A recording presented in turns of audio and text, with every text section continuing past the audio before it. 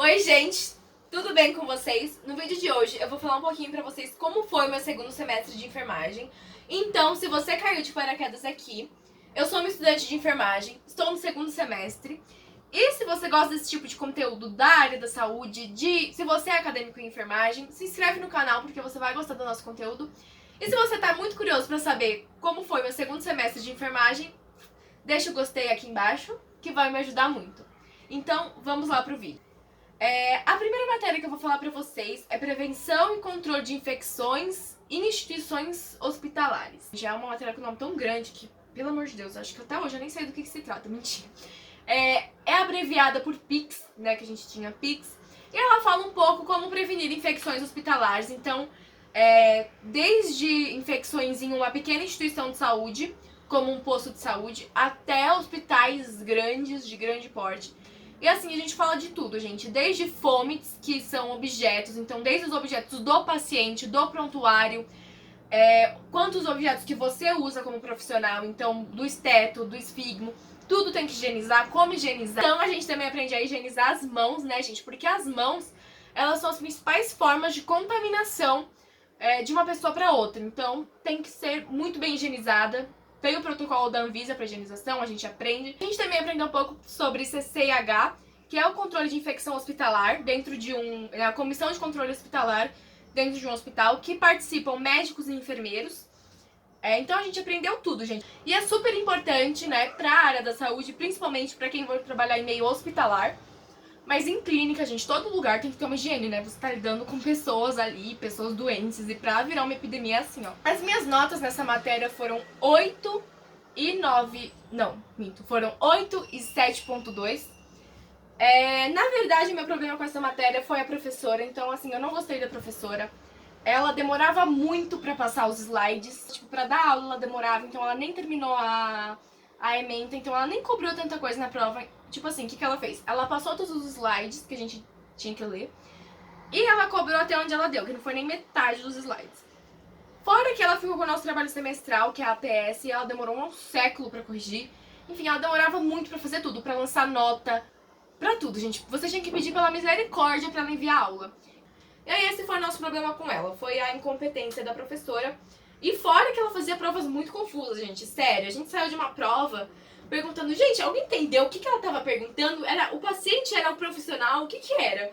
Então, isso dificultou muito, por isso que eu acho que eu fui, não fui mal, mas que a minha nota foi bem menor na segunda prova. Outra matéria que eu quero falar com vocês é ética, que foi uma matéria que causou muita polêmica. E essa matéria eu digo com muita certeza.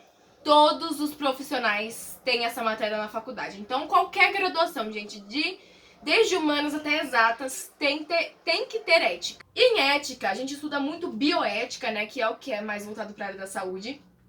E as discussões que a gente mais teve lá na enfermagem foi eutanásia, que eutanásia, por exemplo, não pode no Brasil. E, gente, por favor, eu não quero puxar polêmica nenhuma, estou falando apenas o que é a matéria.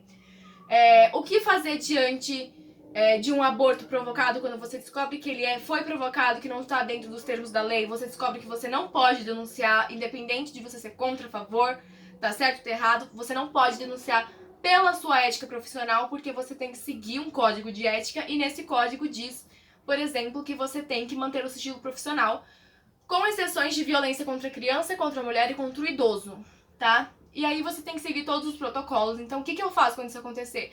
Por exemplo, o que eu faço se um médico estiver planejando eutanásia? Fazer eutanásia em um paciente, por exemplo, você tem que denunciar para o CRM, né? Você não pode denunciar na polícia, você não pode expor o caso. Você tem que denunciar para o CRM, ou se outro enfermeiro, você tem que denunciar para o Corém, enfim. Você aprende, assim, como lidar com essas coisas. A gente aprende também doação de órgãos, então, quando doar, quando não doar. Se a família não concorda e o paciente concorda, o que fazer, né? Então ele tem que deixar lá no testamento dele que ele é um doador. E a gente aprende várias coisas. Então, como lidar com pessoas que não querem doar sangue por religião, a gente tem que respeitar a opinião delas, a opção delas. A gente tem que lidar com a recusa de procedimentos. Então, o que a gente faz quando um paciente recusa um procedimento? A gente tem que conversar com ele, falar as consequências da recusa do procedimento, falar como que é o procedimento, que às vezes ele tá negando ali participar daquele procedimento porque ele não sabe como funciona, para que serve. Mas se o paciente continua negando, você não pode forçar nenhum paciente a nada, gente. Então, o paciente não quer ser internado, meu Deus, o que eu faço? Não faz nada, você não interna. Em ética, as minhas notas foram boas. Na primeira prova eu tirei 9, na segunda prova eu tirei 8,5. Passei aí com uma boa média. A próxima matéria que eu vou falar pra vocês é gerenciamento de serviços e de pessoas em instituições hospitalares. Essa matéria você aprende a gerenciar. Então, quem é responsável pelo gerenciamento de um hospital é o enfermeiro. Então, o enfermeiro cuida de compra, cuida de estoque, enfim, o enfermeiro cuida de tudo, né, gente? E também é o enfermeiro que é responsável por convocar a sua própria equipe. Então, você aprende como calcular a equipe, como calcular funcionário, como fazer escala, como lidar com conflitos de equipe. Você aprende aí técnicas de liderança, porque o enfermeiro ele tem que ser líder, ele não tem que ser chefe. Você tem que falar com as pessoas com compreensão, você tem que ter empatia. Então você aprende tudo isso, todas essas técnicas, as técnicas de comunicação para falar com um funcionário. Você também aprende como fazer os cálculos, né, de materiais, enfim, você aprende tudo isso. E é uma ótima matéria, né, gente? Porque uma das principais funções da enfermagem é gerenciamento. Essa matéria é exclusiva da enfermagem, tá? Então, é privativa aí da enfermagem, só a enfermagem faz isso. E assim, gente, eu achei bem interessante a matéria, mas eu não curto muito essas matérias de gerenciamento, de administração. Tem um curso que chama Administração Hospitalar, que fala um pouquinho disso também. Mas 90% dos hospitais ainda é o enfermeiro que é responsável por essa função, tá? Nas provas eu fui muito bem, eu tirei 9,5 e 9, né? Fechei com uma média bem alta aí. Outra matéria que eu tenho pra falar pra vocês é anatomia. Essa matéria, desde o vídeo passado, eu falei que eu tava muito ansiosa pra ter, né? Então, se você não sabe de que vídeo eu tô falando, eu vou deixar linkado aqui. Pra você ver que foram as minhas expectativas pro segundo semestre, né? Eu falei que eu tava muito animada pra ter essa matéria. Porque eu ia usar jaleco, né? Eu tava muito animada pra usar jaleco e realmente eu fiquei muito animada pra usar jaleco. Nossa, como me achei de jaleco. Até fazer 40 graus, né? A história muda um pouco, mas ainda me achei. A anatomia é uma matéria base da biologia. Então, se o seu curso for de biológicas, vai ter anatomia.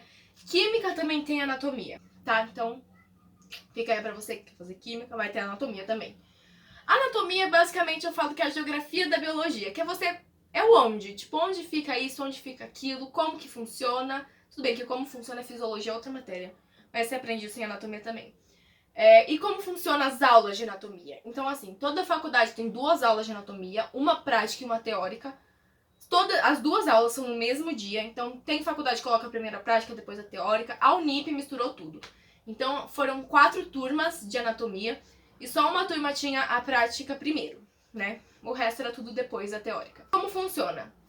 Você vai na aula teórica, vê o que você precisa achar, os conceitos, né, da anatomia. Se você está estudando víscera, você vê aí o funcionamento básico dos órgãos, as funções básicas, porque as funções é mais fisiologia. E depois você vai para o laboratório para ver onde fica, né, e saber localizar. A Unip disponibiliza tanto o cadáver quanto as peças artificiais as peças artificiais para o estudo. Aí cabe você escolher, você pode sim escolher onde você vai estudar. E aí você tem que saber onde fica. Então, eu acho que não influencia muito o estudo se é em cadáver ou não. Então tem faculdades que só trabalham com cadáver, tem faculdade que trabalha só com as peças artificiais, tem faculdade que trabalha com tudo, né? Aí a Unip trabalha com os dois. E como que funciona a aula? Te dão um roteiro, né? Então coloca nesse roteiro várias coisas que você precisa encontrar. Tipo, ache as peças. Tipo isso. Aí colocam o nome das estruturas, ou dos ossos, dos órgãos, enfim, do músculo. E aí você vai ter uma mesa cheia de ossos ou músculos ou o que quer que seja. E aí você vai ter que pegar um atlas, né? Você vai precisar de um atlas de anatomia e encontrar essas partes, né? O músculo a gente estuda no cadáver. Então, essa é a parte que você estuda no cadáver, os músculos. Mas, como eu falei, na Unip a gente teve a opção de estudar pelo boneco também. E eu estudava nos dois, porque teve uma prova que valia arredondamento de nota, que foi no cadáver. E aí, tipo assim, eu só tinha estudado nos bonecos, e aí eu tive que achar as coisas no cadáver, mas não foi difícil, porque eu já tinha uma noção do que era, de onde que era. Mas eu acredito que se você ficar só no cadáver, vai ser muito mais difícil, gente. Então, o estudo é bem mais difícil, dificulta o estudo. Então, pra mim, é até melhor estudar no artificial. Tem quem discorde, mas isso foi uma opinião minha. E eu também não me sentia confortável em estudar no cadáver. Foi isso. Minhas notas em anatomia, que foi uma matéria que eu gostei muito. A minha primeira prova eu tirei 7, 7,5 e a outra eu tirei 8,3. A prova era metade teórica e metade prática. Vou falar um pouquinho da prova prática de anatomia também, que eu acho que é o que muitas pessoas querem saber como que funciona. A prova prática colocam várias estruturas em cima das mesas do laboratório. Na minha faculdade eram 10 estruturas, cada uma valendo um ponto. Aí você tem 30 segundos para escrever que estrutura que é aquela. Então tem um alfinete em cima, por exemplo, tem, sei lá, um coração. Aí no coração tem um alfinete apontando para a válvula tricúspide. Aí você tem que ir lá, você olha, você fala que estrutura é essa, aí válvula tricúspide. Aí você escreve válvula tricúspide, aí é troca, né? Troca, sabe aquele meme de anatomia que fala vocês têm 30 troca? É isso mesmo, a prova de anatomia. É bem rápida, assim, gente. Eu não achei muito difícil, eu achei mais difícil a teórica. A prática é bem tranquila. Você sabendo onde fica, você vai bem na prova, né, gente? E esse é o principal da anatomia, você saber onde fica. Próxima matéria que eu vou falar pra vocês é bioestatística, que eu confundi no vídeo das expectativas, mas é bioestatística, que é basicamente a estatística de bio, não tem nada. Você aprende estatística básica, gente. Você aprende a calcular média, moda, mediana, percentil. Então, assim, é bem parecido com a da escola. Achei até bem mais fácil que a da escola. Tranquila a matéria, assim. Eu tava com medo porque eu sempre fui uma catástrofe em matemática, mas você pode usar calculadora na prova. Então, gente, com uma calculadora na mão, você sabendo fazer média, moda, mediana, percentil, você faz, né? Calculando porcentagem, você faz. Aí a matéria é tranquila, então não precisa ter medo, que é uma matéria de boa.